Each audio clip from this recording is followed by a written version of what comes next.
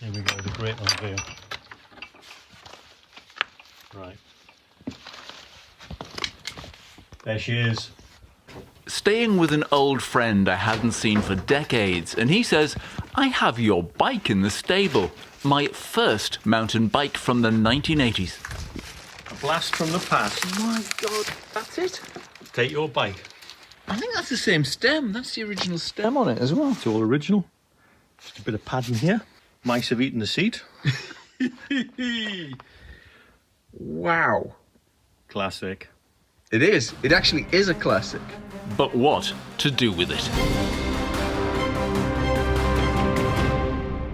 I'm on another road trip to Northumberland, this time to get a bike fit for my newest gravel bike.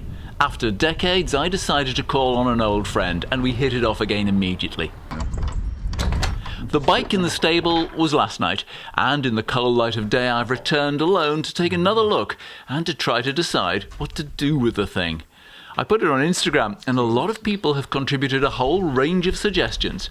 First, let's explore this Marin Palisades Trail.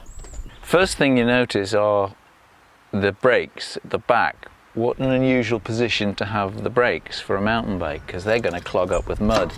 The rear cassette is tiny, actually, when you look at it, but a triple chainring. But look at that. Those chain rings are ovoid. And that's become quite a thing again. See, nothing new. Mountain LX Shimano. First bike I had that had a quick release saddle. I wonder if that saddle can release.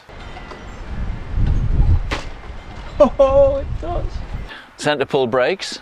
No V brakes on this. A quill stem as well. And look at them. Look at the way that centre pull goes around like a pulley system. My goodness me. Duck. Is that God telling me something? I came down through Northumberland to go to Newcastle for my bike fit on the Vielo, and while I was in town I called in at see the Vielo team, and I showed that video from last night to Ian who runs Vielo, and he said, you do realise that Marin was my first foray into importing bike brands. He was a DJ at the time, and he said I probably imported that bike, so he worked it out. This was 1985, 86, that period of time, which is when I'd have had this bike. And it just goes to show how interconnected all these things are and things are just kind of falling into place. So come on, Simon, what are you going to do with it? Last night Bob offered me this bike, so I asked on Twitter and Instagram, what should I do? Should I take it, or should I just, leave it here and let it rest in peace? And I've had a whole range of opinions, from yes, take it, do it up, it'll be a fantastic video, and what's more, those old mountain bikes are really cool now, to no, it's cluttering up his barn, it'll just clutter up your place, and you don't have anywhere near as much room as he does. So the opinion that really matters, of course, is my wife, and she says, you're not a fixer-upper, Simon, you don't like tinkering with bikes, it's a chore for you. Really don't bring it and don't clutter the place up.